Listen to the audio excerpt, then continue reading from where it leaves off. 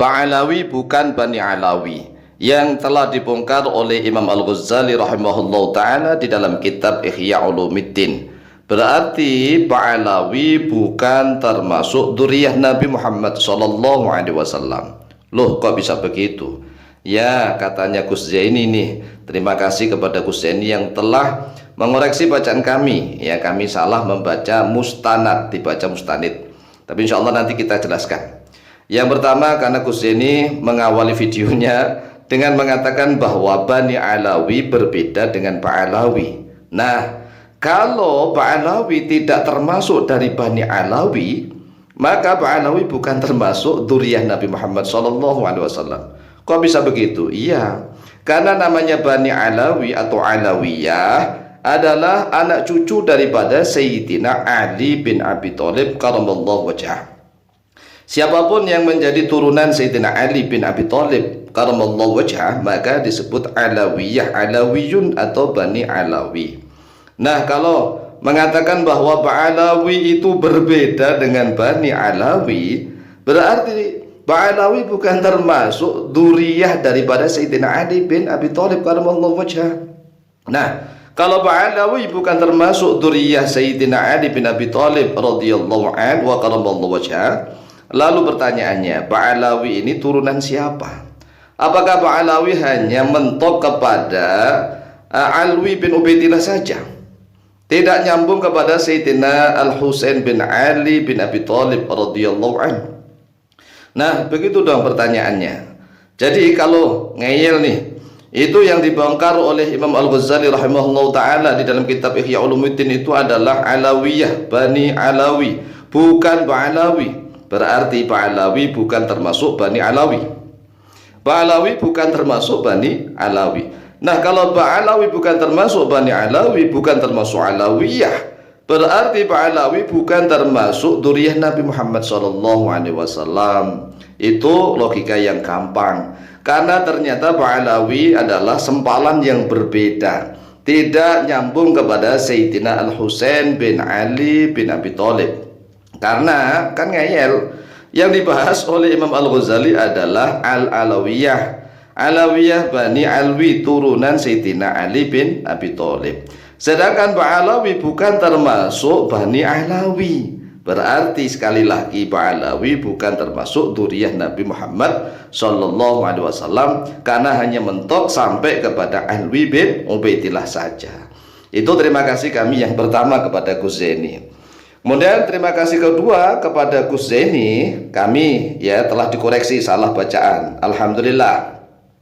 Wa rubbama kana mustanatu rujaihim atamassuka, ini yang dikoreksi oleh beliau. Tepatnya pada bacaan mustanid ya. Mustanid saya menggunakan isim fa'il padahal bentuknya mufrad. Sedangkan diidhofahkan dengan rujaihim ada rabithah dhamirnya berupa jamak. Sedangkan mustanid di sini kan mufrad, rujaihim jamak, enggak nyambung, betul? Ya betul. Yang tepat adalah wa rubbama kana mustanadu rujaihim. Nah, mustanad kalau nunnya di fathah, ini dalam tasrifan ada tiga kemungkinan. Yang pertama adalah sigot isim maf'ul. Yang kedua sigot isim zaman. Yang ketiga sigot isim makan. Dan bisa juga sigotnya masdar mim. Karena kalau kita tasrif nih, tasrifannya begitu. Istanada yastanidu istinadan, masdarnya istinadan. Wa kana istinadu rojaihim. Nah, istinadu rojaihim. Kalau menggunakan masdar begitu langsung gampang ya kan. Wa kana istinadu rojaihim atamassuka. Kalau menggunakan isimnya isim maf'ul, lah isim maf'ul ini kan harus ada ketentuan. Ketentuannya bagaimana? Seperti al-asba'u al-amilatu amal al-fi'li. Dia ditanwinkah atau dia kemasukan al-kah? Dia menjadi idhofahkah? Mengandung berapa zaman? Satu zaman, dua zaman, atau tiga zaman? Ini ada ketentuan begitu. Nah, kalau dibaca mustanad itu menggunakan sigot isim zaman atau makan, berarti waktu atau tempat ya, waktu atau tempat harapan mereka. Istinad adalah sandaran. Sandaran kalau kita mengaslikan masdar adalah kata kerja yang sudah dibendakan. Kata kerja yang sudah dibedakan artinya sudah tidak mengandung zaman mati, tidak mengandung zaman hal dan mustakbal. Tasrifan gampang ya.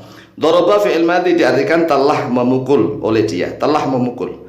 Yadribu fi'il mudhari diartikan sedang atau akan memukul. Tetapi kalau dorban tidak bisa diartikan atau tidak, tetapi diartikan pukulan begitu saja. Tidak bermakna telah pukulan, sedang pukulan, tidak. Ya pukulan karena kata kerja yang sudah dibendakan. Contoh lagi nasoro. Nasoro ini telah menolong, yang suruh sedang atau akan menolong. Nasron artinya pertolongan, tidak mengandung zaman lagi, tidak atau di. Kemudian ada juga tapi ya isim masdar itu kalau udah ilmunya tinggi, isim masdar bisa bermakna isim fa'il. Contohnya hudan lil muttaqin, hudan itu masdar. Tetapi para ulama ahli tafsir mengartikan hadin. Hadin itu adalah isim fa'il. Dan ada juga isim fa'il yang bermakna maf'ul. Contoh dalam ta'awudz, a'udzubillahi minasyaitonirrajim. Ar-rajim itu fa'il. Tapi para ulama ahli tafsir memaknai marjum. Marjum artinya yang dirajam, yang dimal'un, yang dilaknat. Tetapi kalau kami sendiri Al-Fakir Tamalim ya kadang-kadang mengartikan rajim tetap setan itu yang merajam kita, menghujam gitu. Tetap yang gitu. Jadi kalau kita mengartikan dalam bahasa Indonesia plek dengan menggunakan bahasa Arab itu agak kesulitan memang. Tetapi kita harus tetap berusaha. Oleh sebab itulah terima kasih kepada Gus Zaini.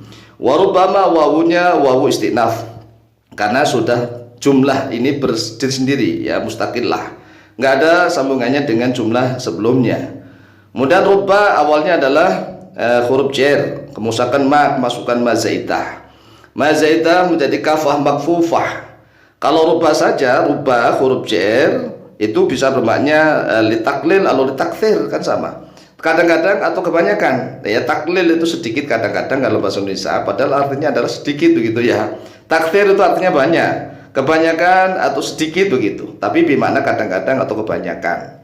Nah karena masukkan mazaidah kafah makfufah, maka setelah rubah dan ma biasanya adalah kalau isimnya harus ma'rifat. Tetapi kalau rubah saja tanpa ma, isimnya nakiroh begitu.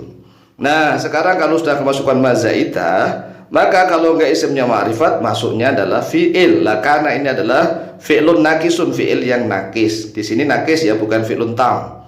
Karena membutuhkan khobar. Mana khobarnya? Atamasuka. Lah tamasuka dari kata-kata masaka. Ya, masaka kalau ikut wazan af'ala, amsaka yumsiku imsak, misalnya imsak. Kalau kita puasakan imsak, bertahan, menahan. Tahan, menahan diri kan gitu. Jadi penahanan itu adalah pegangan, begitu ya kan? Sandaran dan pegangan. Wa rubbama kana mustanadur jaim atamasuka bi silahila. Ini dalam satu naskah bi mbati nusakh ini adalah dengan sin bisilah. Kalau silah pakai sin adalah senjata. Tapi kebanyakan naskah menggunakan shod bi solahil abai, dengan kebaikan bapak-bapak mereka. Nah kalau naskah itu banyak sekali masalahnya. Wa luwi rutbatihim la niktiraril alawiyati bi nasabihim. Ikhtiraril alawiyah, ikhtirar ini juga masdar ya, masdar mengikut wazan ifta'ala. Jadi gharra awalnya gharra, ghir ra. Ini adalah mudhaf. Ikut wazan ifta'ala, ifta'ala yafta'ilu, ightarra yaghtaru asluhu yaghtariru gitu, yaghtariru. Kemudian masdarnya ikhtiraran. Sekali lagi, kalau masdar itu adalah kata kerja yang dibendakan.